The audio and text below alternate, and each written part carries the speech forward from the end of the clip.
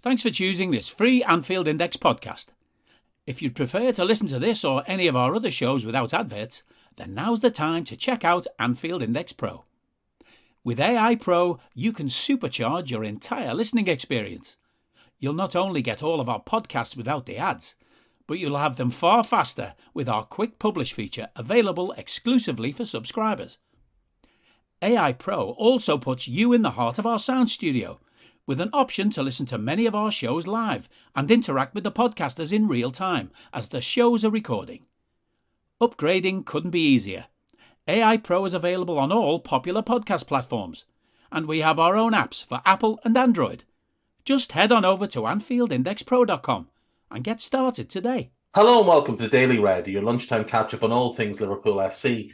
On a Thursday on which not a whole lot is happening and Liverpool don't have a game this weekend, so not even anything to look forward to, really, other than joyous international football following this weekend. Liverpool's game against Chelsea, one of three that are postponed this weekend because of the Queen's funeral. The Manchester United Leeds game also postponed because Greater Manchester Police are loaning officers to the Metropolitan Police, and obviously the Met will take care of most of it, which is why there's no Liverpool game on the Sunday. How it is that Arsenal's home, Brentford against Arsenal goes ahead, I'm not really sure, but it is what it is. Also called off is Brighton versus Palace. That was originally called off because of the rail strikes. Those are no longer going ahead, but they've decided to leave the game off anyway. So we might as well just take a look at the main Liverpool websites. Main article on This Is Anfield, written by Stephen Scragg. Agendas and Faux Outrage, Football's Societal Pantomime. Really good piece, as always, from Stephen. And just as an aside, to plug his work, if you haven't read his books, I highly recommend them. They are absolutely outstanding. He has 4 books that are available on Amazon. He wrote In the Heat of the Midday Sun, which is about the 1996 World Cup in Mexico, which obviously Argentina would go on to win. It is fantastic. So I would recommend that one. But he's also written a trilogy of books around the old European competitions. So there's A Tournament Frozen in Time, which looks at the European Cup Winners' Cup.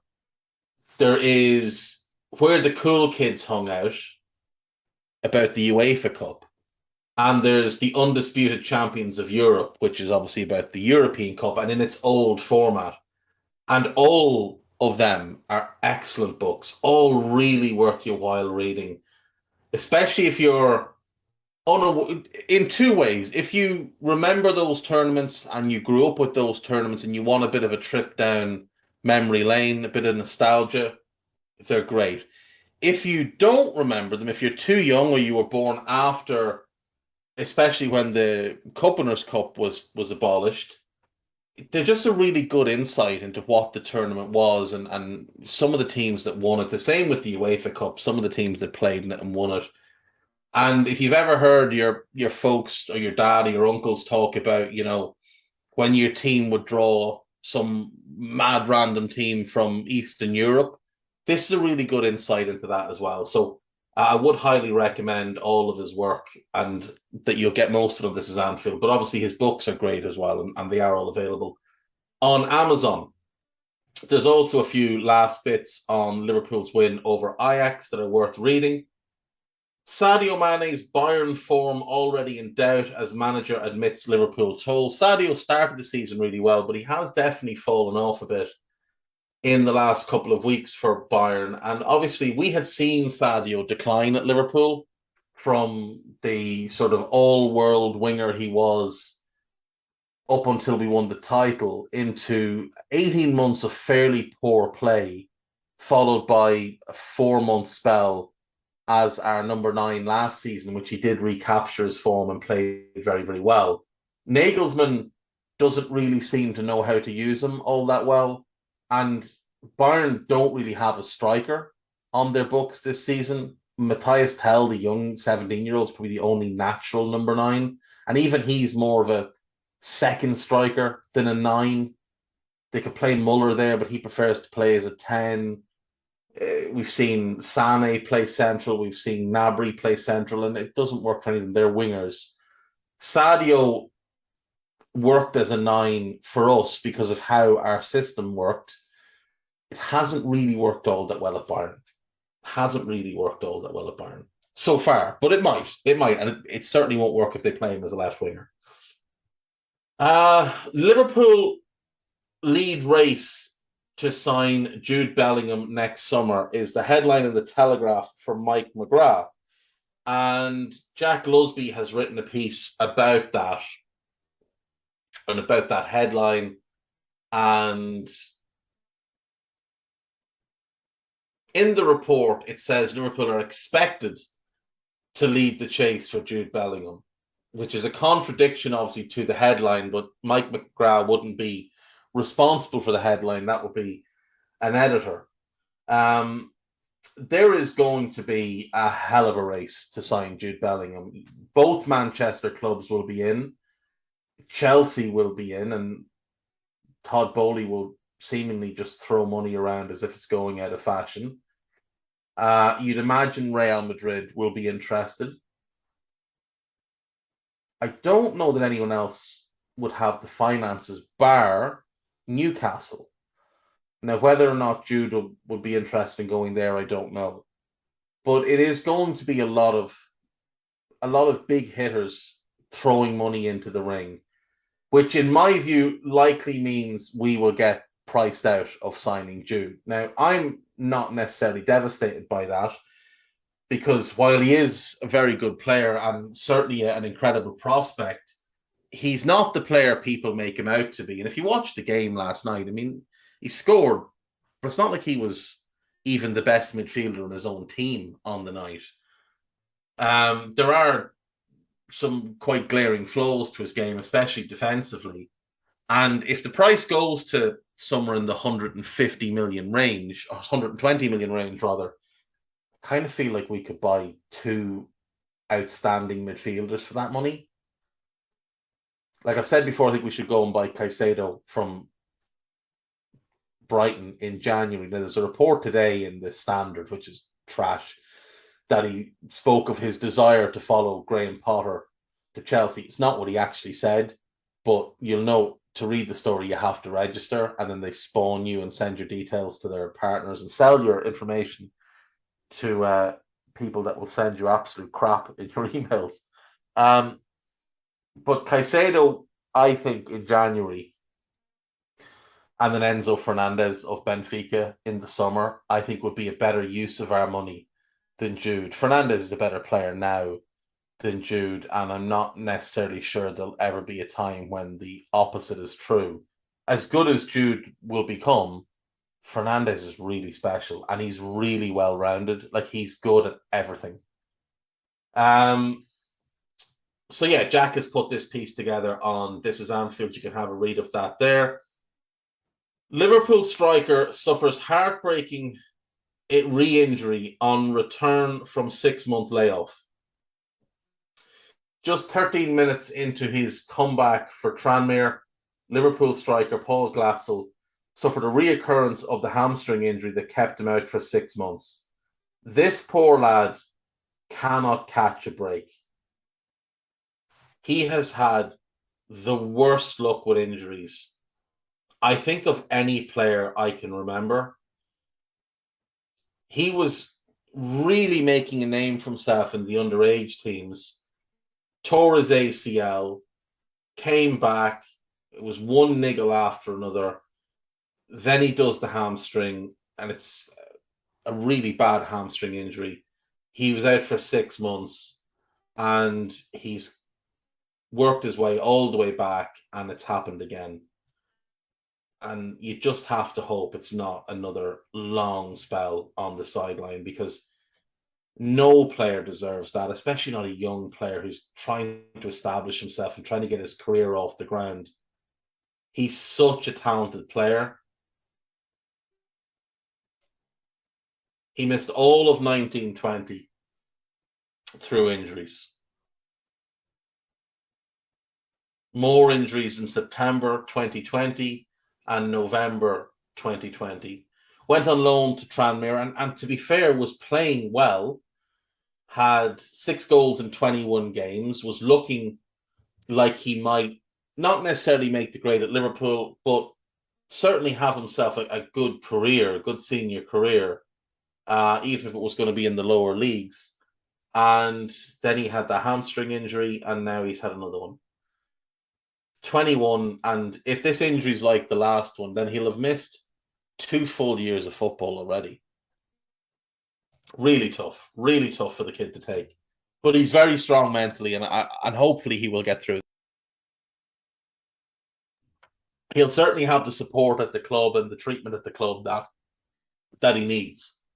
Jurgen Klopp realises Fabinho truth as Liverpool recover crucial £64 million duo, says Liverpool.com. Who is this £64 million duo?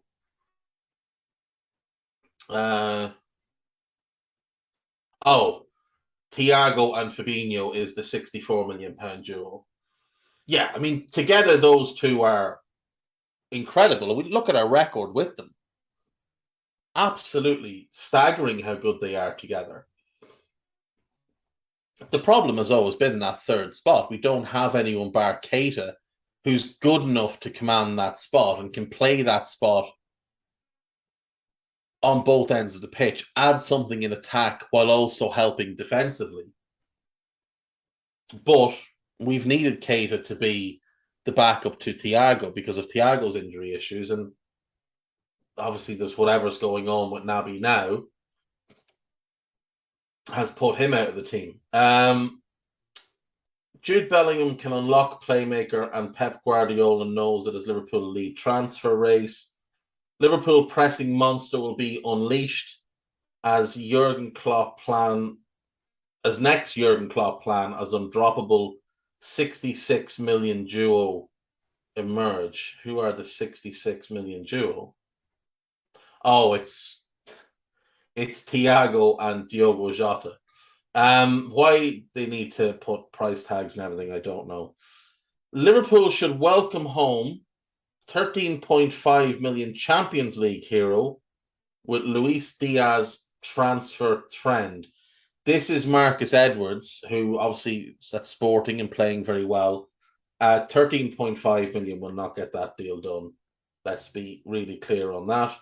Liverpool make proposal for 32 million next Arturo Vidal as Arthur Melo decision made. So this was some crap in one of those really bad Italian outlets that Klopp has already made a decision on Arthur Melo and has plans to send him back in January, which is just tripe. Just utter tripe. The next Arturo Vidal is João Gomes of Flamengo, who I have to be honest, I haven't seen him play because the only team I watch in Brazil is Palmeiras, and I watch them largely because I like watching Abel Ferreira's teams play and to watch Danilo. But I watched a couple of comps on this João Gomes kid yesterday. Obviously, they don't show anything. They showed the good. They don't show any of the bad. But he's a good ball winner for sure. He's a hard worker. What really struck me, though, is he reminded me of Thiago, not in terms of, passing range or ability or anything like that, but just in terms of how he moves, the way he runs. He's quicker than Thiago, but he runs in a similar manner. He carries the ball in a similar manner with the, little drops of the shoulders and fence and spins and things like that. He tackles quite like Thiago as well. He looks an interesting player. He does. He looks an interesting player. Will we buy him? Probably not. And lastly here, 240 million of bids turned down. Arthur Petrosian, who's a Russian journalist, claims Liverpool made 240 million worth of bids for top midfielders this summer. Now, how he would know that, I don't know. He states that Liverpool made a £68 million offer for Tchouaméni. We did make a bid for Tchouaméni. Don't think it was that high. And we just got blown out of the water. After we thought we had everything done, we just got blown out of the water by Real when they came in after the Mbappe deal fell apart. And then supposedly we bid 86 million for Jude Bellingham and 86 million for Federico Valverde. And both of them were turned down. Now, Valverde would be perfect. Absolutely perfect. But I still just have doubts that we made that bid. I've no doubts at all that we spoke to Dortmund relentlessly over the summer. I just don't think we made a bid for him because I don't think they were willing to sell. I think we might have made a bid to try and get him next summer, but who knows? Who knows, really? On AnfieldIndex.com, there is a new piece up by that man Stephen Smith entitled How to Replicate the Genius That Thiago Brings. Make sure you give that one a read. Podcast-wise, we've got a couple of new ones. There's a new Molby on the Spot with Trev and Jan.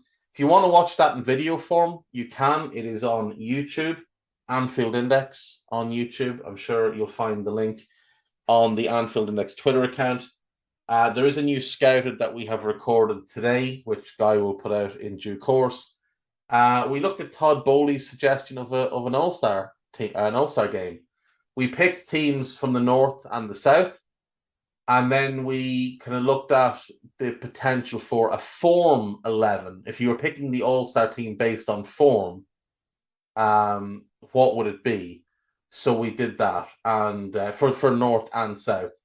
And we went in a few tangents, as we are wont to do. So, yeah, there's good stuff there. There's going to be plenty coming over this international break. Myself and Trev will get a couple of on the books done. There'll be a bunch more Scouteds, and I'm sure there's other stuff that I'm not aware of. Trev will probably do another Moby on the Spot with Jan. The Scouts of Tommy's boys might get together and do something. I'm sure the Under Pressure lads are cooking something up. Maybe a season so far review or something. They'll get something done. And I will try and badger Gags into an old school at some point as well. So that's it. That's all I have for you today, I'm afraid. There's not a whole lot else. But thanks for listening, and I'll see you tomorrow. Bye-bye. We hope you enjoyed listening to this Anfield Index show. Please be sure to subscribe to our channel so future podcasts find their way to your device automatically. There's nothing quite like fan engagement, and we'd love to know what you think of anything discussed on this show. The best way to get in touch is over on our free Discord community, where both podcasters and listeners debate the hottest LFC topics 24/7. Sign up free now at AnfieldIndex.com/Discord. You won't regret it. You can also follow us on Twitter at Anfield Index and find us on Facebook by searching for Anfield Index. Oh, and before you go, we'd love it if you could leave us a 5-star review on your favourite podcast app. It only takes a couple of seconds, and it means the world to the people who create these free shows.